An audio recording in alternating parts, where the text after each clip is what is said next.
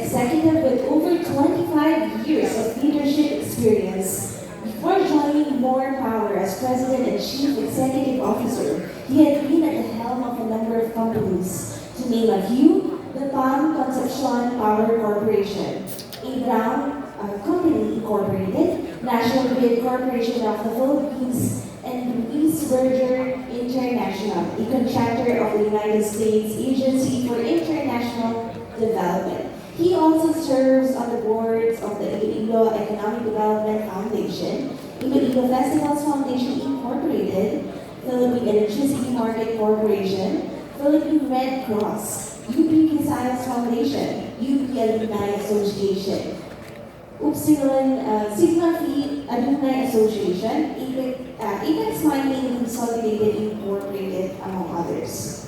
A firm, yet compassionate leader, his signature leadership style of passionate service has led him to be recognized twice as one of Asia's leading CEOs. Several awards were also given to him by the University of the Philippines. He is also an adjunct professor at UP Los Baños and a lecturer at the University of Asia and the Pacific. He received his bachelor's degree in business management from the University of the Philippines in Los Baños. He earned a master's degree in management at the Asian Institute of Management. He also completed an advanced senior executive management program at the IESE Business School at the University of Navarra in Spain and the University of Asia and the Pacific. Ladies and gentlemen, join me in welcoming our next speaker, the President and CEO of More Electric and Power Corporation, Mr. Roel Castro.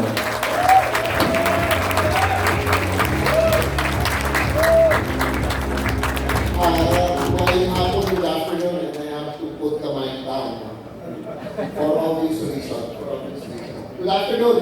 I'd like to take this opportunity to thank the organizers. IEMOP, led by the chairman and then President Richard, together with PEPIF and of course our colleagues in government. Maayong hapon o sa tanan. Tagal ka Bisaya na rin? Tagal? Sa likod, na Bisaya?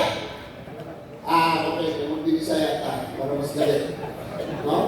I was happy that even ASEC, my league, recognized the RISEP. This is really important, but this actually happened only last month, ASEC, my league, when the rate of transmission also increased. So how I hope that we remove the riser para bumaba din ang ating rate. But nevertheless, good afternoon. Well, I was looking through the program and I was looking at the topic, for the whole conference. I'm happy that at least the role of the DUs is taken into consideration. And I'm happy to note that there are many of our colleagues from the DU sector are also here and also very much represented by Directors Alan Laniba and Director Ubay, as we are together in the PEMC board.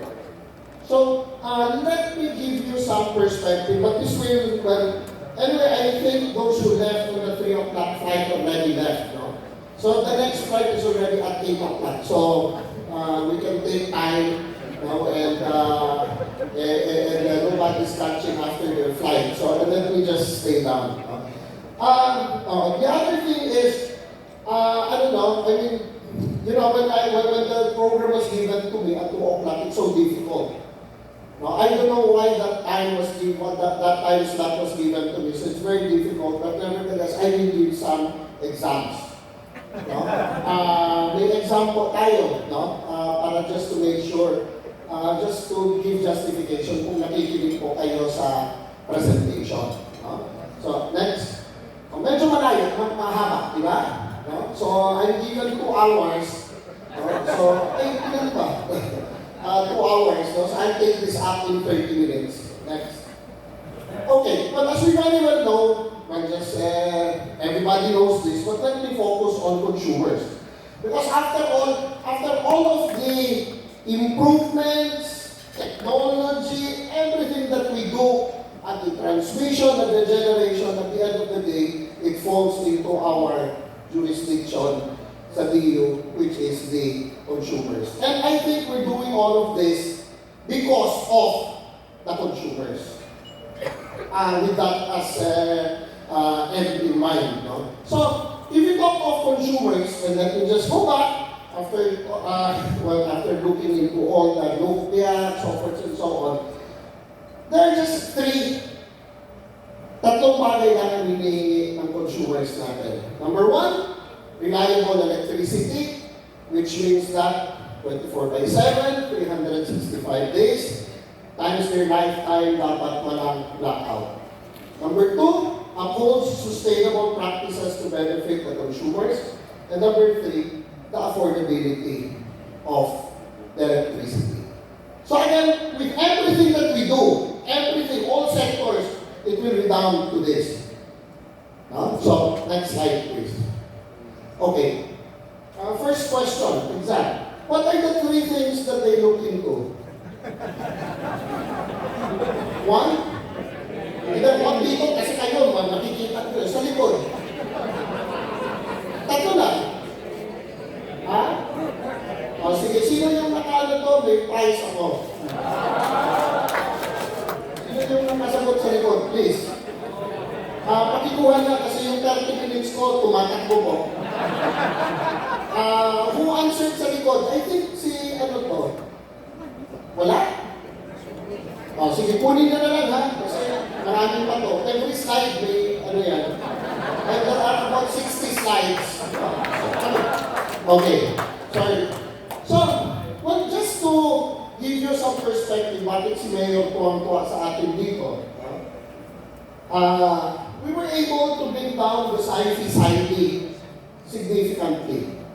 No? From what it was 2021, 118 frequencies, now we're having 2 for the year, or roughly 0.24 per month, or 1 per 4 months.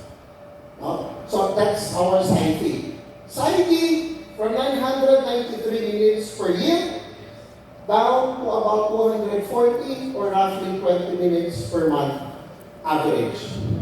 Okay? Next. Systems loss. When we took over, it was about 28-30%. Now, it's down to about 5.46. And the green line, 12-month moving average, is about 6.14. No? Impressed ba kayo?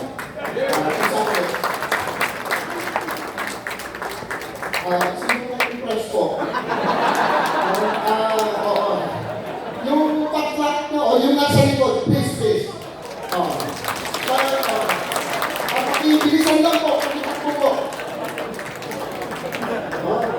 Kayo na-impress kayo, pakikuha na lang, ha? Back lang naman yan, yung laman, bahala na kayo. Sige, okay. So, in a span of 3-4 years, thank you for your answer, or for being impressed. Well, the last 5 years, no, that is our systems lost. Okay, next. Rate.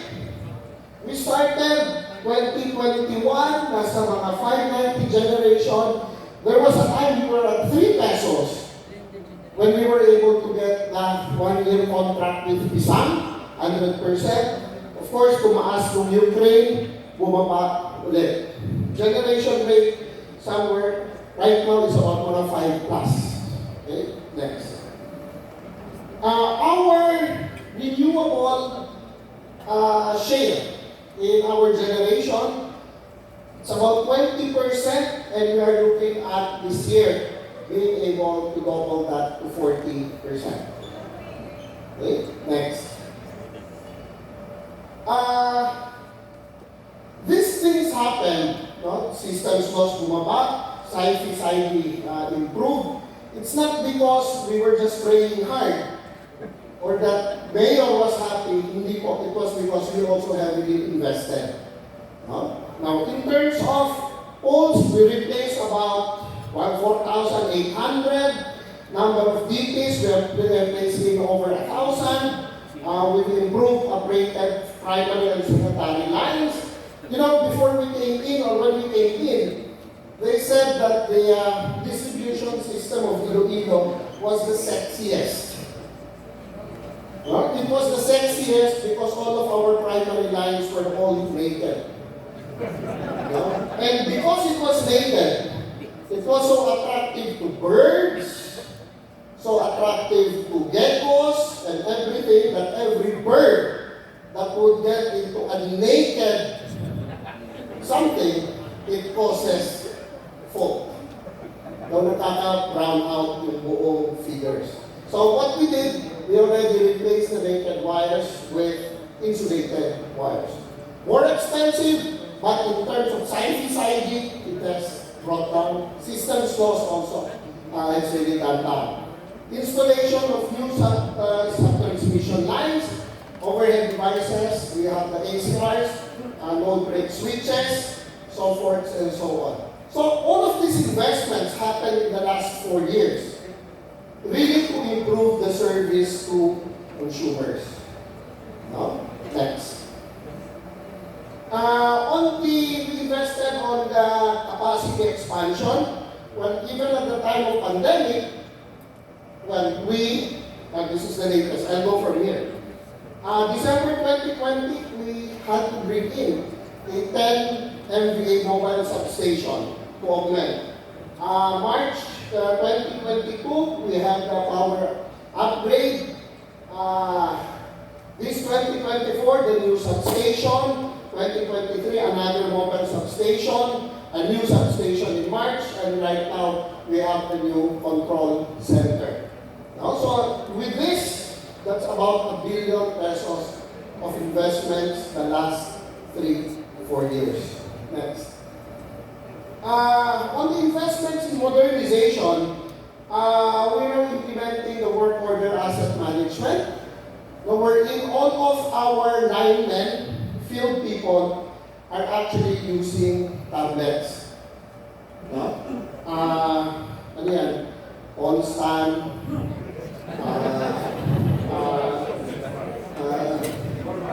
low class, no? They're using tablets already.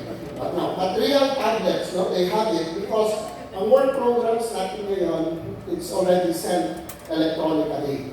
No? And once they do once they're able to install all of this, once they press on the button, it immediately goes to our asset management software, which immediately updates our regulated asset base, the RAM.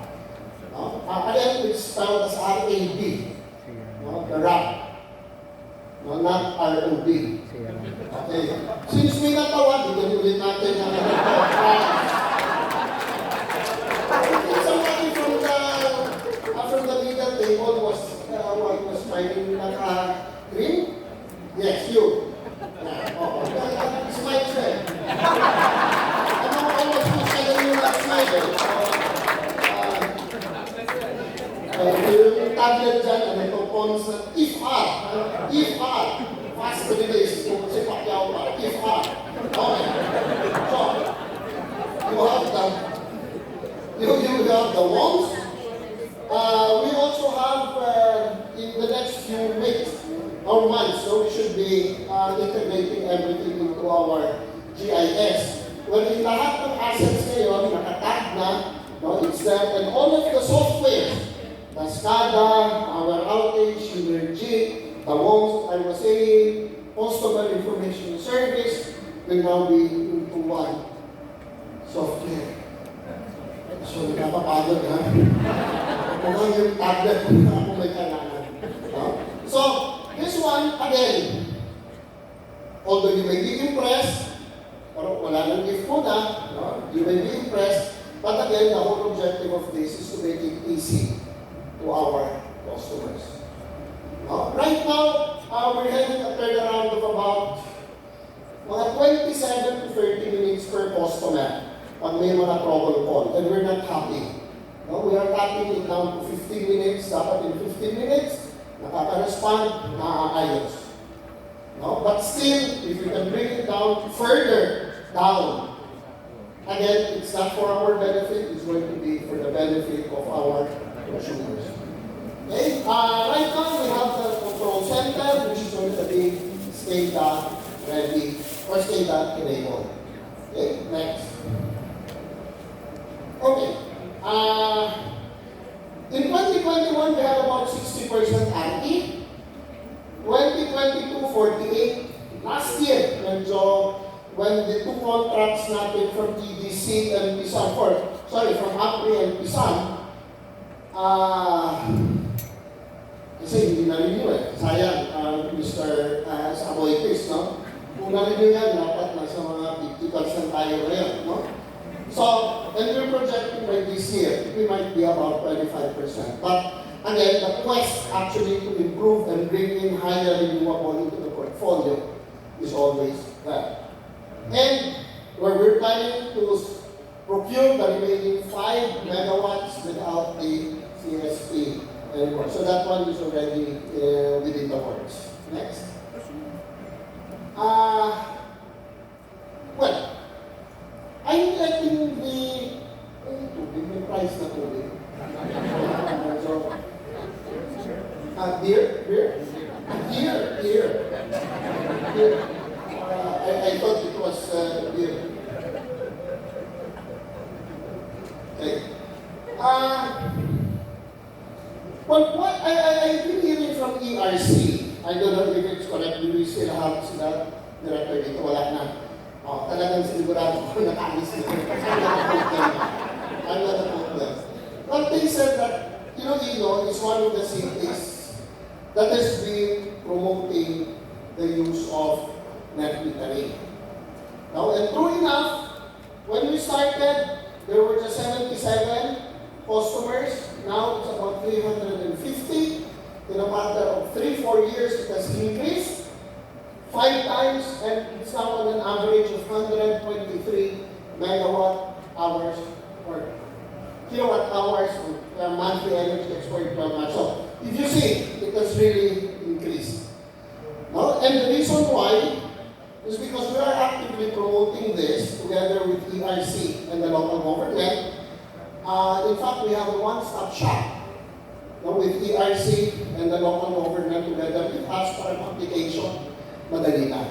And I don't know if you also, but let me share this, the way that say this kanina, Iloilo is actually giving 25% discount on the RPTs for residential if meron kayong net metering. Okay, so it has been very encouraging. No? And of course, the other advertiser, well, I'm sorry, Red, good afternoon. Because the other active promoter, or well, not really NGCP, no? I retract that. Okay? The biggest advertiser or promoter of net metering actually was a 4-day and a 5-day blackout. Because after those two incidents, medyo tumami. Siyempre, we have to smile and say, sure, you're welcome. Okay? That's why right now, it is at that level. Okay? Sa JO, 120 qualified per our list. There are already 4 who have switched. Next. Okay, so question again. Ilan ang nag-switch sa JO? Ma'am. Yes, ma'am, please. You're correct, ma'am. Nobody's claiming this. I give this to you, ma'am.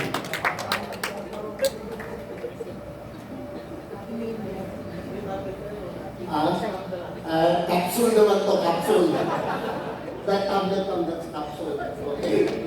So, marami pa ba? Marami ka itong slides eh. So, anyway, pwede naman tulog yung iba kasi siguro mga after 10 minutes na sunod. Okay? When looking at the configuration of the subgrid, Visayas is about 11% margin, Negros is about 9%, this was as of March 18, and 9 is at 4%. No?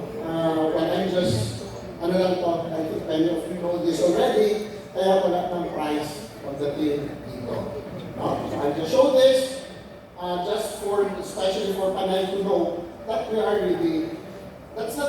loss that is operating margin. No, masyadong mababa. Next.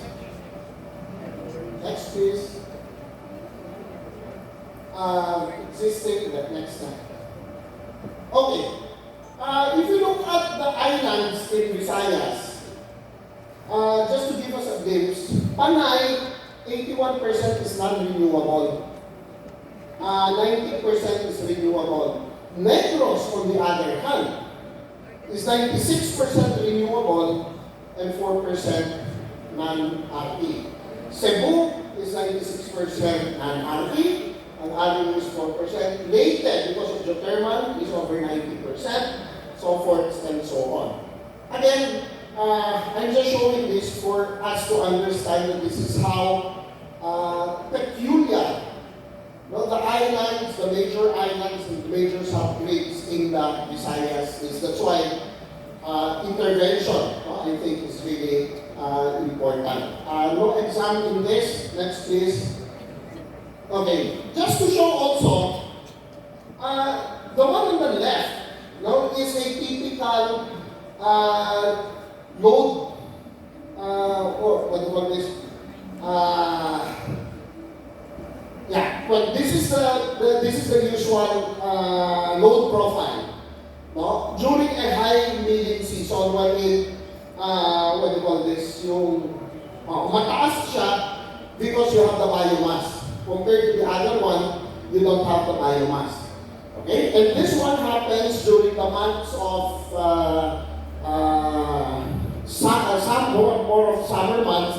That one is happening more of the wet months. So, if you look at the high milling season, on a high solar, sobra-sobra yung yellow to the versus the demand of the island of Negros. That's why it is being exported, and that is the capacity that goes through the submarine transmission.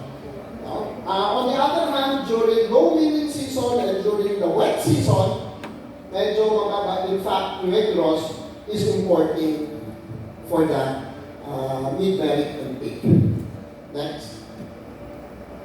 Okay, well, this one is an old slide, but I guess this will be unlocked with the new CNT already getting. So this is a passé slide. Next. Okay. Well, another thing that we've just made some comparison of Panay versus the other economic growth areas. Between Iloilo, or rather for Panay, there are just actually what we call one door. Isa lang. Although it's 2 or 3 circuits. 3 circuits, but there's only one door. Compared to Cebu, Cebu has 5 doors. Ibig sabihin, if one of the doors gets stuck or magka-problema, you have other 4 doors. Panay, pag yung one door will get stuck, Panay pa rin siya. Panay knockout na naman siya. So dito 5, Baguio has actually 1, 2, 3, 4, 5 doors as well. Connected to the grid. Pampanga has 1, 2, 3, 4. Ano lang, we just took random pick of the areas next. Davao, 1, 2, 3, 4, 5, 6 doors. Again, compared to Panay, which is just 1 door. Next. Now, what are the RE incentives for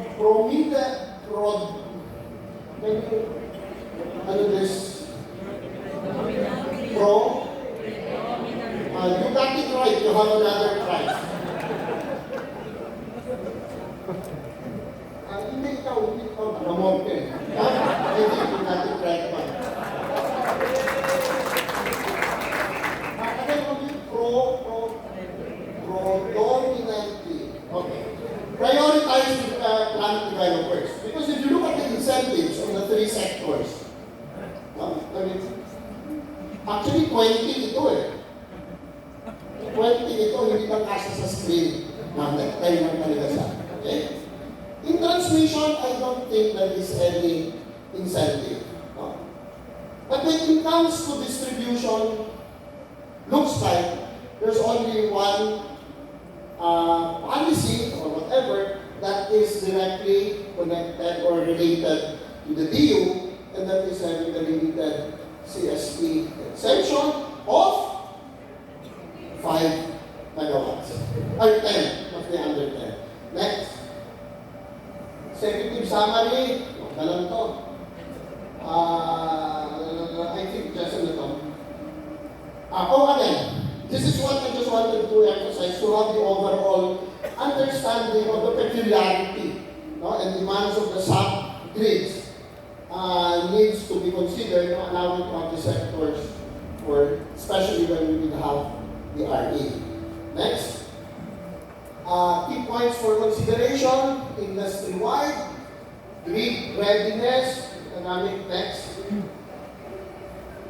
Next, please.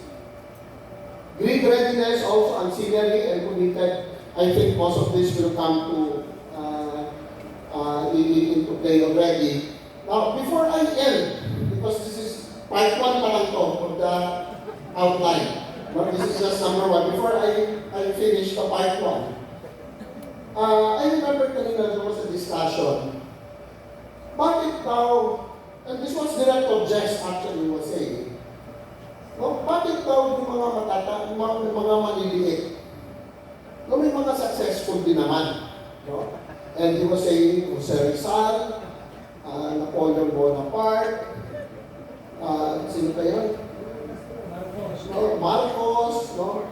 And according to Director Renewable, no, it's because mabigat yung ulo.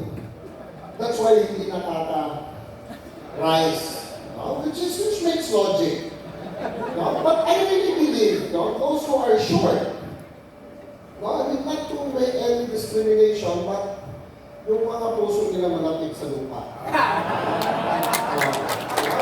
Closer to the ground, as they say, I think actually be better golfers, I tell you. Because they are being the whole. And those who are. With that, I'd like to thank you, and thank you very much for listening. Good afternoon. Thank you, Sir Roel.